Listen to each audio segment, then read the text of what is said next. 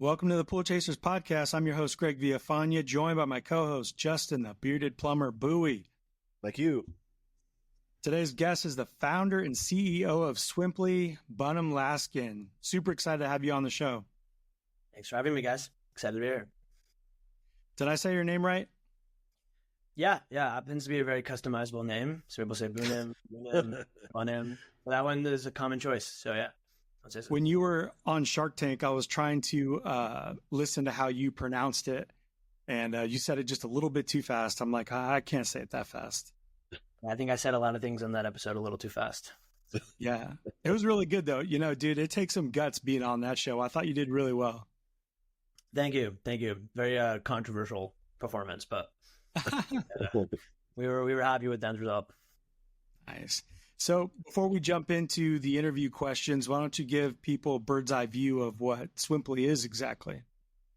Absolutely. So Swimply is a website and a mobile app that essentially allows anyone who does not own a pool to essentially find one in their area, filter by their amenities, whether it's a barbecue grill or a water slide, or you need to get shallow for the kids.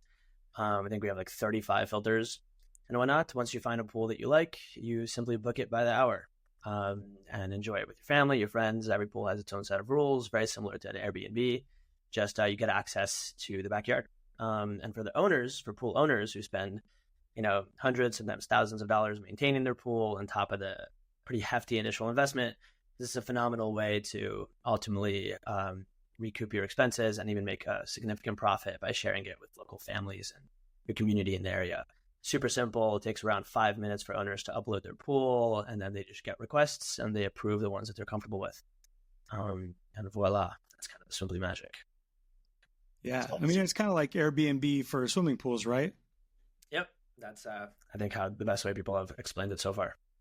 And don't get too excited, pool pros out there. When he says filters, you mean more like the categories, choices, right? Yeah, exactly. Yeah. Pet friendly. Like, oh, this guy's bragging about 32 filters. Yeah, and I don't want to one up anyone out here, but yeah. No, calm down. Others. Yeah. No. Exactly. So, how did you come up with this idea? I think it was actually very organic. In 2017, my mother had her 12th kid, the oldest of 12. So I have 9 sisters and 2 younger brothers. Oh. I was 20 years old at the time. And when your house is that crowded, you kind of find any excuse to leave early on. So as the oldest, I was studying abroad and away from a lot of the mayhem. But with the new incomer, she demanded that I come back and help with the family. And so it's summer of 2017. It's boiling hot in Lakewood, New Jersey. We're 12 kids in a 4-bedroom house. And our neighbor owned a pool. And she figured if she let us use it once, we would live in her backyard. And she was not wrong. It was not a bad forecast. And so she was very intense about not letting anyone in the block use her pool. One day, I just went over to her and I'm like, hey, your pool's empty all the time. Your grandkids visit, once a week. The rest, it's empty. What if we helped you with your expenses? In exchange, my family would use it. And she said she seemed delighted by the idea. Within 2 weeks, the whole block was paying her to use her pool. And I was like, hey, maybe I can help other people do the same thing. And I just went on, it's kind of how that idea was born. And baby steps since then. How has it evolved since you launched it, like, from that moment on? What does that look like? So literally the next day I went to Google Earth and I found 80 swimming pools within a running area. Didn't have a car. And I knocked on all 80 doors. Went back day 2 for those who didn't answer. Got 4 people to agree. And obviously this was the next day, so there's no website, what you're pretty much committing to is a phone call at a later point. Yeah. And so 4 out of 80 agreed. And then I put my phone number around town. My siblings helped me post flyers around the city and pretty much saying, looking for a pool, stay cool and rent one. You'd call me. I'd call one of my owners. I'd call you back. You would have to take my word for it that the pool looks good. I'd collect all the availabilities every Saturday night from all the pool owners and had a Google sheet keeping track of everyone's availability. This pool's available 12 to 4. This pool's available 3 to 8. Their pricings. And then ultimately you'd call me, I'd call an owner, I'd call you back with hopefully good news. And if there was good news, there's a little micro celebration on the phone. It was always a very ecstatic, thrilling experience once you came back with the good news, because you never knew. You'd have to wait sometimes 30 minutes, an hour until I could find him one. Charged them over the phone, and then give them the address, and then I would deliver checks bi-weekly. And even with that crappy process where you call me, you wait an hour, call back, no photos, no details, just the price and if it's available or not, it kind of went hyper locally viral. People were telling all their friends about it. And, those 4 pools go to like 30 within like 2 weeks, and then I was just pretty much answering the phone for the next 2 months. And the moment the winter came around, that was kind of like my break to like, whoa, what were we on to? This sounds pretty awesome. And so, yeah, had to start learning everything that what a business was. I don't have a college. I didn't go to college. I was kicked out of high school a week before graduation. Ironically, for throwing a pool party. Very. That's hilarious. Yeah, and so that was just learned what angel investors were, learned what engineers were, learned what a website was, and just started taking my attitude towards knocking on those doors to knocking on investors' doors. And then, I've been knocking on one door at a time since. And right now, Swimply is we've raised over $45 million so far. The company is around 60 people. We're available in 150 cities in the United States. We have an office here. We have an office in Los Angeles and in San Francisco. We also have an office in Sydney, Australia, which is our newest country. And we also recently launched in Canada. So, yep. Congrats, man. That's crazy. So good. Thank you. What's the busiest state? I'm curious. California and Texas. Not super shocking. Oh. Yeah, the big. Yeah, LA is by far our biggest city, followed by Austin, Texas. Wow. Yeah, and then strangely enough, Portland keeps making it to the rankings. Really? Yeah, Portland, Oregon, just one of those magical cities where this just took off there, and despite like very little Swimply presence there, it's like constantly fighting for the number 3 and number 4 position out of 150 cities. Portland. Wow. How's Arizona? How do we rank? Arizona is in the top 15, happens to be. It's very unique of learning about all these different cities, like and how Swimply impacts them. Like in New York, people are willing to drive 2 to 3 hours to a pool, and they're willing to pay anything you charge them. They only have 3 months of summer. They're going to make the most of it. I think the average order value is like a few $100, $450 around in New York. In Arizona, people are not willing to drive more than a couple of minutes. They're not paying more than $30 an hour, but they're using it way more often, right? They come back like every week and whatnot. Versus in New York, it's like a whole occasion. People are driving 2 hours or spending, top dollar or so, but they're trying to make the most of it. In Arizona, it's more of a lifestyle, and that kind of how it works. The more the sun is a permanent presence, the more of a lifestyle experience Swimply is, and when it's only around for a couple of months a year, it becomes more of like a treat, you would say.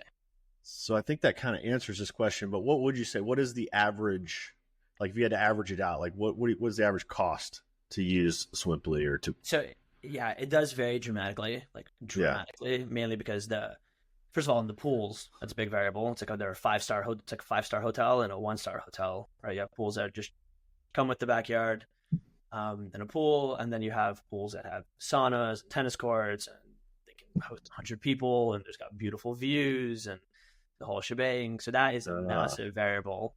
And then the second one, the city that you're in, right? Like supply and demand, essentially. So like I think Arizona happens to be one of the most affordable cities that are on the platform just because of how many pools are there and how hot it is constantly. I believe in Arizona, the average that someone spends on a transaction is around $45. New York is the most expensive, and the average you spend around $450. Now it goes by the hour, and the average length of a Swimply booking is generally around 3 hours. Sites. Yeah.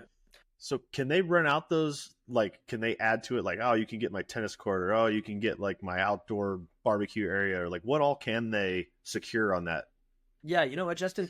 We built a feature for them to charge for heating back in 2020, right? And that was kind of like our idea. Like, hey, owners wanted to charge for heating. Let's build them a feature that they can charge separately for that. And then they took that feature and turned it into the most magical sort of experience on Swimply, because some owners now people charge for additional stuff like grilling and tennis courts, and different parts of the house or other amenities. But some owners, like the top owners on the platform, they go all out. They offer magic shows, they offer pizza night, wow. they offer a romance setup, a birthday setup, and so same functionality, but instead of heating, they're like typing in like there's this one magician in Toms River, New Jersey, that will perform for you for like poolside, and whatnot. So people get very creative. The community, it went way further than I ever expected it to.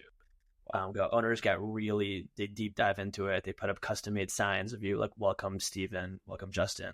Oh wow. To the backyard. They get really hands on. The best hosts on the platform are earning 10 to 15 grand a month. Wow. And so they're really putting their heart and soul into it.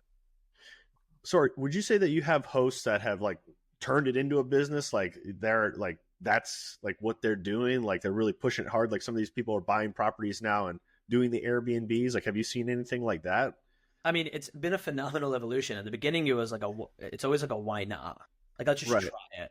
If we don't like it, we'll just shut it down. And then they get that first booking and they meet like this lovely family, right? And it's like a really amazing human connection. People refer to them as strangers, but like, you guys are coming from the same city. You both clearly love pools and you probably send your kids to the same school or shop in the same grocery stores. So there's a very cool connection with every Swimply booking. And then once they realize you just got paid for that, like that transaction deposit hits, it's like kind of an addicting feeling, and people people get addicted to it. And when they get addicted to it, they get addicted to hosting and people. And so it's funny enough, when we surveyed our owners in the end of 2022, we did a big survey and we asked them what their favorite part of Swimply was, and we just assumed it was always going to be the money.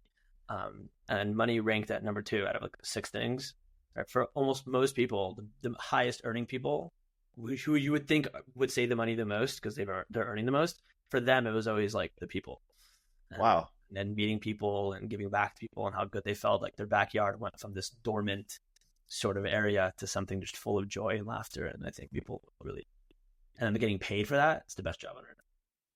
So there must be a lot of interaction, I assume, between them. Like it's not like Airbnb where they're like, hey, here's the code to get in and let her rip. Like they're actually meeting them. And I mean, I'm sure that's on a case by case, but I wouldn't have thought that of it, but it's like that, huh?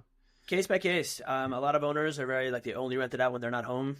You know, they only rent it out when they're away. They kind of, they never meet a guest. It's kind of just like effortless income that comes in on the side. Some owners they're dying to. They want to meet you and give you like, show you where the restroom is and show you where the fridge with the drinks are. And so the best owners generally will want to, but give you the choice. Like, hey, do you want it to be self-serve or do you want a tour? That's cool. Right on. You know, I think it makes sense to everybody that has a pool why, you know, this business model works and renting it out, because as soon as you get a pool, I feel like you don't use it quite as much as you thought you were going to.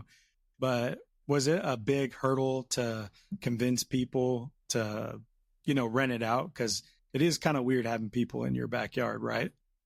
Oh, yeah. It was, in the beginning, it was the whole challenge. I mean, when you think of launching this business, like one of the challenges were the owners did not want it at first, and neither did the guests. Right, the guests were also like, kind of going into someone's backyard, and how's that going to be? And they don't know what to expect, and they've already paid for it. And then when we actually asked people how comfortable they were before their first Swimply booking, the owners were like a 2 out of 5 stars, and the guests were like even less than that.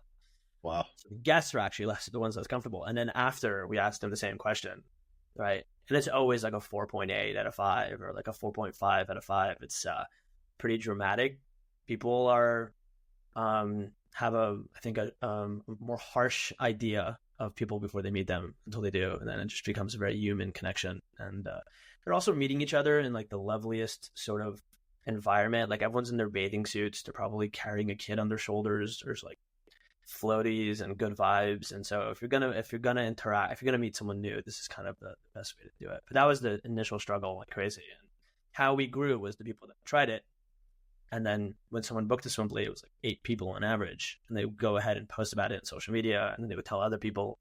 And so it really was just built on trust, people just trusting one of their friends who tried it and told them about it. Yeah.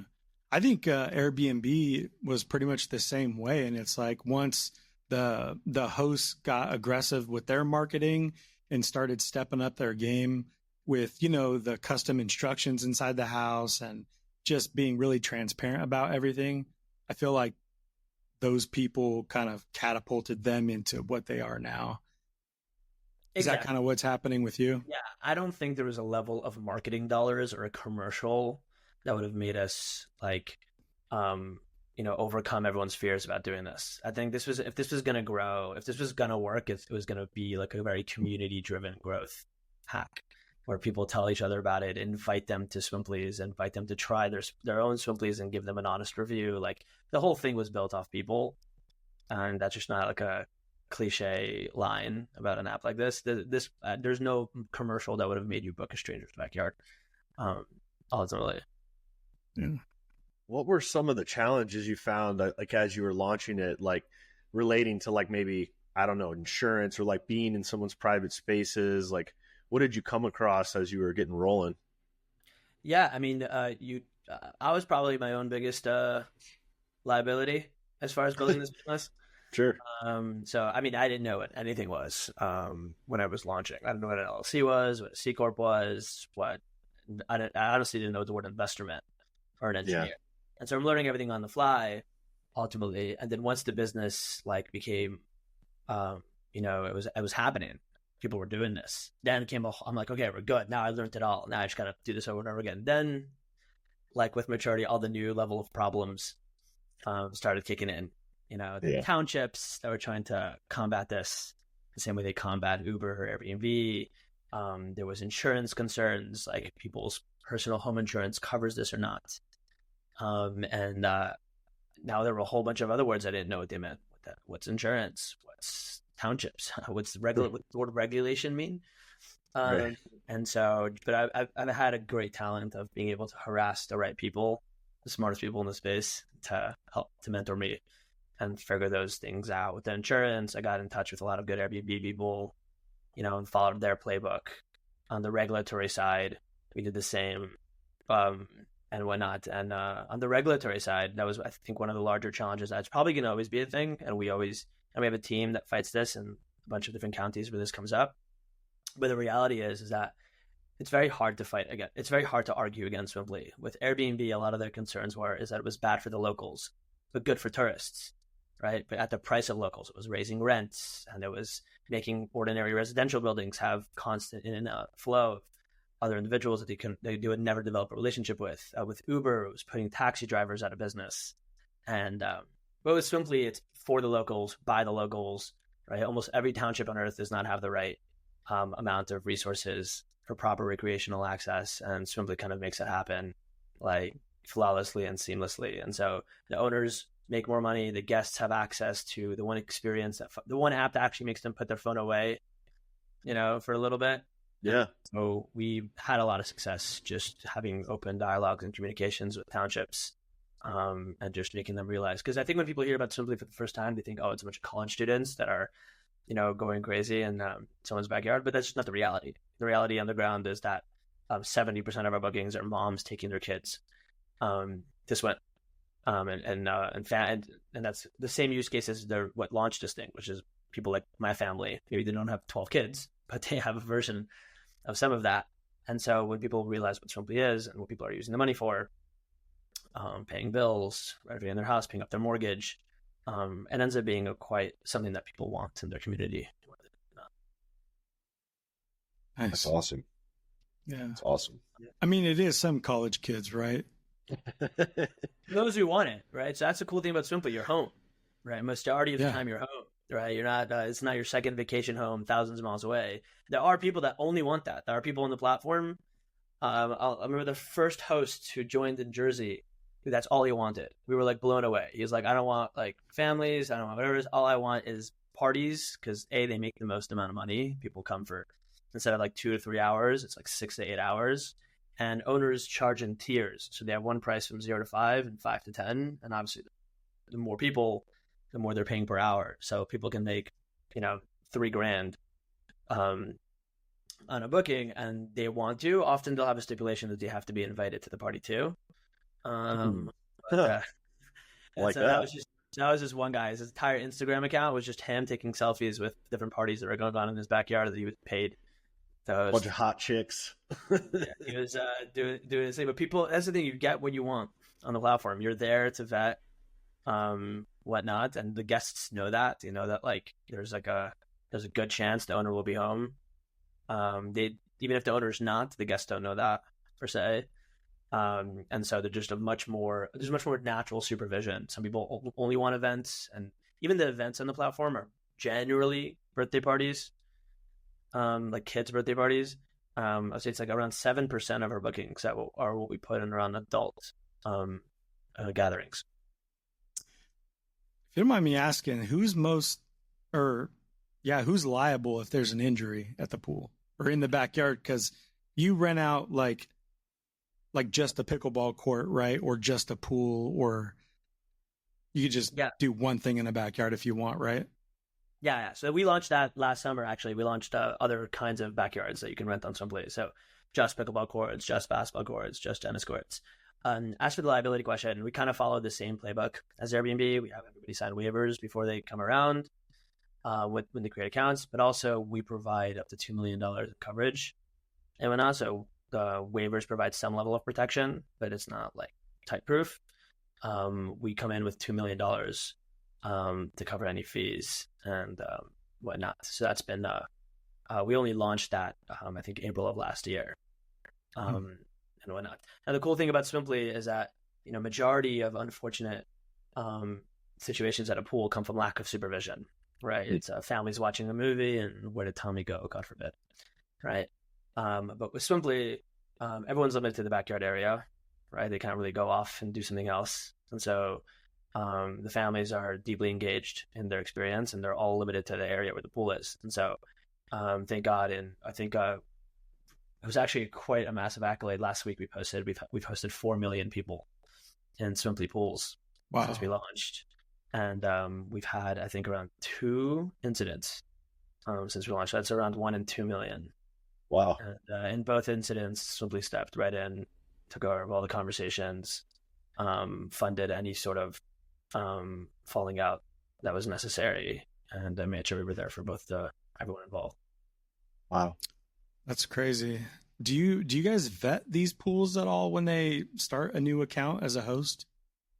So we pretty much what we do is we give you the ability to verify yourself. So we don't mandate that you verify and get like a blue check, kind of like what you'd see on Twitter or on Instagram. And so people can list a pool and not verify themselves. And then it's up to the guests to, hey, do you want to book a pool with no verification and no reviews? Generally, our recommendation is either look for blue badge or look for reviews, right? Because, someone's been there and can verify it. Most of our owners choose to verify because it takes too long to get your first reservation if you don't, because you have no reviews. And they verify by uploading their ID and 2 forms of bills that they own the home. And then our team also, ironically, Google Earths it, like the olden days, to verify there's actually... There's a pool there. It gets a little complicated when the pool's indoors.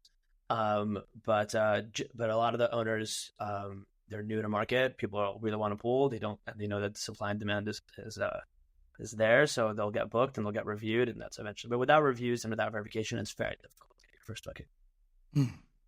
It's kind of like Nextdoor in a way.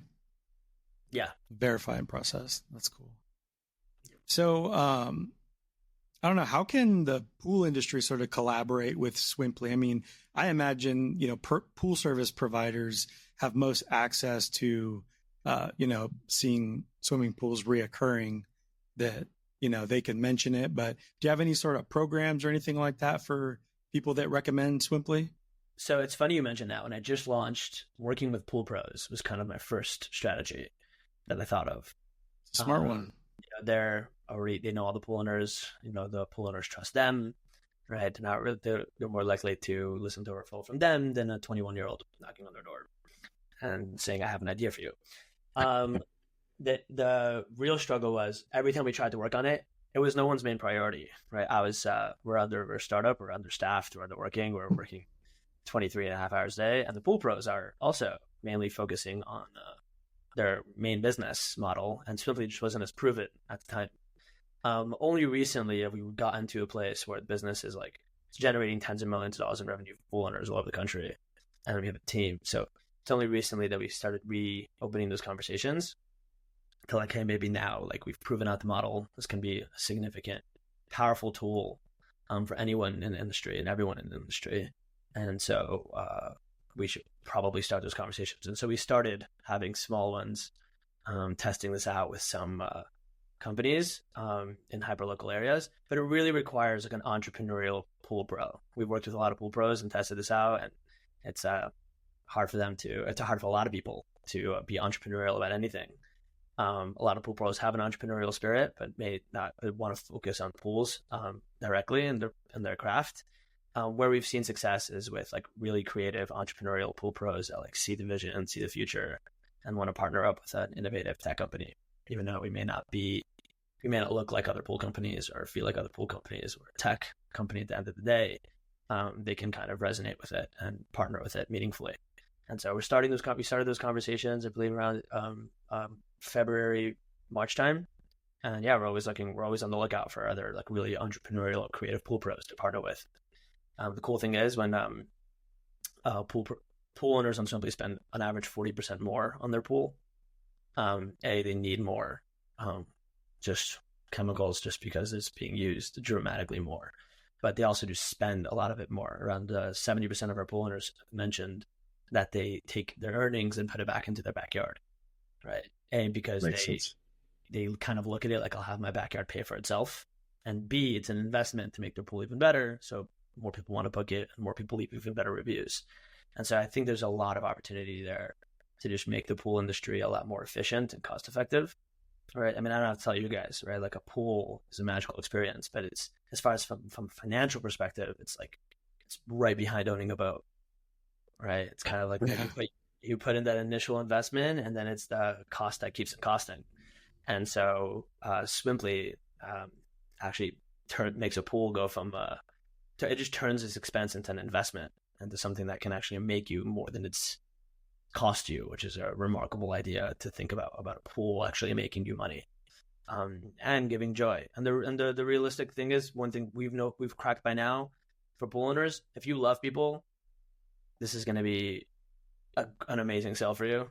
And if you don't like people, there's no amount of money on earth that makes it worth it for you. So it's really comes down to who are you like people, do you not like people, and how do you like hosting, do you not like hosting? But for those who do, there's a tremendous amount of potential here, and they tend to invest a lot of it back into the backyard. So there's definitely a lot of synergy working with big players in the space. I think you just gave me an idea. You can help me out. So can you do boats too next? And then we can solve my boat problem, and then we'll tackle the pool problem as well. You see, Justin, we happen to have a boat pilot going on in Miami. Do you? Is it Boatly? No, we have categories when you go on the app. It used to just be pools, but now we're testing out other things that people want and other things that people want to democratize. And in Miami, we onboarded our first wave of boats to see if people want it. Like, is it worth the engineering effort to keep it going? So we're just launching like a test for a percentage of users in Miami to see if this is something that they're into. I bet it goes because I would think that would be equally attractive. And where's your boat, in Arizona? Yeah, we have a lot of lakes here, believe it or not. We're a desert, but we have about 4 or 5 big recreational lakes. So yeah, I'm actually let me know. You got it, Justin. You got it. Yeah. Yeah, I'm actually driving through Arizona next week, so maybe if we'll put the boat up there just for a day so I can take it for a spin. There you go. I dig it. But when you make it more official for the pool professionals, you have to let us know so that we can kind of get the word out if people are interested in, collaborating with you. 100%. Yeah. And I think the jury's out on whether the partnership will work for just shops in local cities, or will it really only scale better with like franchisees? But we're definitely going to work with both. And I think the only overlap we'll really need is like a passion for pools and creativity. And so, love it. Yeah, they can reach out to me today, bunim@swimply.com, and we can already start the conversation. But it's an ongoing thought process, and anybody out there that has a great idea about how to make some moves. I do consider myself a move maker, and I'm happy to have a conversation. Yeah. What's harder for you to find right now, hosts or users? When hosts come, users come. So Okay. the business grows as quickly as we get pools on board and whatnot. So it's impossible to get users without the pools, and so it really comes down to just getting the hosts on board, and then generally the guests come flocking. Awesome. That's awesome. So what do you have that's exciting and upcoming? A couple of things. Well, obviously we just launched sports on Swimply, so tennis, basketball, pickleball. We're testing out a bunch of other things, but nothing that we're ready to announce yet. We also announced homes on Swimply, so you can actually book indoor events during the winter, and whatnot. So a lot of the owners who can't make money in the summer, right? They can't make money in the winter. That once the summer is over, they can actually open up their homes for friends, get-togethers, dinner parties, and stuff like that. But I think one of the really cool features that we just launched that people are obsessed with is memberships. So a lot of the owners now, you can make money in a whole new way where you could be on the platform and accept hourly rentals, interact back and forth, or you can just find like 5 people and sell them a membership for like $300 a month, $250 a month, $80 a month, and they get access to your backyard. And whatnot. So a lot of these memberships are very creative. Some people have memberships that is just for the morning, so it's super cheap. It's very rare that people rent a private pool before 12 p.m. And so you can do a membership for $30 a month, $45 a month. You get access to my pool before 12 p.m. And so a lot of swimmers have been taking advantage of it. People that a lot of times where it's not affordable to book a private pool just for yourself. A lot of these memberships make a lot of sense. If you're a mom that wants to go every week, renting a private pool may not make that much sense to you. But you can subscribe to a pool and essentially get access to it. And we've seen a lot of owners being super pumped with that. A lot of guests even pumped-er, if that's a word. Pumped-er. Pumped-er. Yeah. But I think other than that, we're launching in new cities every day.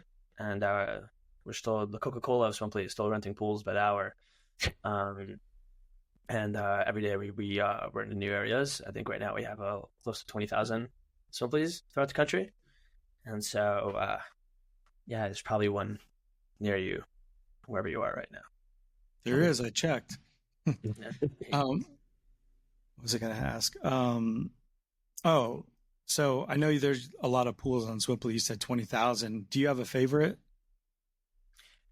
Let's see. I haven't tried all 20,000, so as hard. But I'm sure you've seen some cool ones. I proposed to my now wife last September at a Swimply that I really liked in Austin. Oh wow! That one will probably always forever have to remain my favorite. Does it have a name, or how could we see it? Not Bud's place, is it? Right. It's so happens to be he since switched to only memberships because it's a beautiful pool. It's easier for a lot of the luxury pools to just sell a couple memberships, and whatnot. But it is in Austin. I don't remember the name offhand. I'll be happy to send it to you guys. But that will probably forever mean the most to me. But there are a couple of epic Swimplays I've tried in LA as well, in the hills overlooking the whole city. I'm yet to try it in Arizona, but maybe I'll try it next week. Awesome. Very good. Awesome. I have one other question, and this can be taken off the record if we need to, but what's the craziest story, good or bad? Like, what's the craziest story you've had with one of these? Very quick. I mean, everything's happened, I would say, but I would say the one that always comes up for new employees who ask this and other, like the first story that comes up that a veteran employee will mention was the day we thought we were prank called because someone said there were mermaids in his backyard. Oh no. And we're like, we just hung up. We're like, okay, we're being prank called. It's probably one of our buddies, like just trying to prank us. Right. And he's like, no. I'm a pool owner. Like, this is my account number. There are mermaids in my backyard. You have to see this. And we're at this point, we're doing our customer service on our iPhones. And so we ask him to FaceTime us. And the shot of him just opening the window. And there's literally just 12 mermaids just chilling in his backyard. And turns out there's a community of people in America that Swimply was more than a want, but a need for. And they're a community of people that identify as mermaids. And they actually incorporated our Swimply logo into their organization's logo because it's been such a lifesaver for them. and they get together at Swimply's every week since we launched. There's a big community in Florida and a big community in California. They get together every week, and they don their true selves. And That is amazing. yeah, we're like, we've seen it all, ladies and gentlemen. We have now seen it all, and we're a few months into launching this company. So what's up next? Wow. Who Yeah. knew? Who knew? There's a episode on most expensivest on Vice. It's not around anymore, but they interviewed the company that makes those mermaid suits, and they're crazy expensive, but it's just huge community, like you said. Yep. Like watching it, I'm like, damn, I've never met one of these people before, but this looks very interesting. I had no idea. I don't even know either. I wonder, like, what step in the like a romantic relationship do you reveal that about yourself or something about it? That's Is it like crazy. Is it a You first wait till date? you get caught. Maybe they meet. Don't wait. Maybe they meet at Swimply's. I mean, it's a very remarkable community. Crazy. All right. Love it. So, what's one thing you wish you knew before starting Swimply that you could pass on to other entrepreneurs? Yeah, honestly, the best advice I always give, it sounds like a little ironic, but I'm happy I knew so little when I started. Everyone's like, I wish I knew this, I wish I knew that. I'm very happy that I was as naive as I was when I started. Swimply, it was such a grueling, hard work. Like whatever eureka moment you have, as bright as it is, that's not what the future holds for you when it comes to starting a business. It's like a very grinding, lonely, constant problems. I think for the first 3 years, every 3 months, I thought the business was gone. And then one day I'm like, it's going to do amazing. And then it's going to be gone and it's going to do amazing. And that toll it has on you emotionally and all the different things you have to figure out. Like if I knew all the work and all the things I do now, I hardly know if I'd have the guts to do it again. And so, I mean, the cool thing is I did it. And part of the reason I did it is because I only learned everything one thing at a time.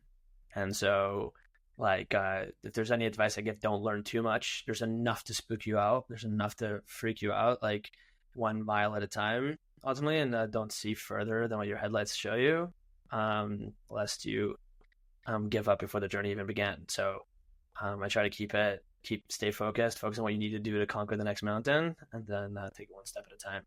So very happy I knew as little as I did, and it's unfortunate that for my next company I know everything that I do. But for now, Yeah. That's awesome. So where can listeners go to learn more about Swimply and even your social media, if you could? Yeah, Swimply.com, SWIMPLY, and .com is our website. We're on the iOS store and the Android store. You can also be notified to find out about new listings in your area whenever they do come up on the app. I'm not too engaged in social media, but my name is Bunim Laskin, Bunim Laskin. You can find me if you Google me. LinkedIn or Instagram, I'm not super popular there. I spend most of my time in Bulls, actually. So there's It's awesome. Nice trade-off. yeah, there you go. But yeah, I think there's a lot you can learn about us online as well. And as always, if there's anyone with creative entrepreneurial spirit that wants to collaborate or partner in a meaningful way, or just learn more about wanting to start something, I'm always available on my email, bunim@swimply, so .com. Awesome. Very good. Well, thank you so much for taking the time to talk with us today. Really enjoyed finally getting to talk with you, and hopefully it's not too long before we get to do this again. Yeah, looking forward. Thank you so much, guys.